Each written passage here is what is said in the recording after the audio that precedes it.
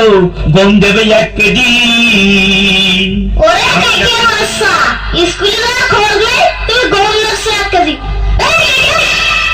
কি জানে আমি চুমকে উঠেছি না। চল স্কুলে চল। আরে আমি স্কুলে যাচ্ছি না, নিজের ভাত খেয়ে পরের হাতে মারি খাতে রাজি না। ওর চাইতে আমি আব্বাল ধনের পিছনে 2 ঠেলা মারলে 2 টাকা দেবে না। ওরে তুই তো মাঠে তোর পাশে স্কুল ছুটি হওয়ার আগে পরে বাড়ি চলে আসি।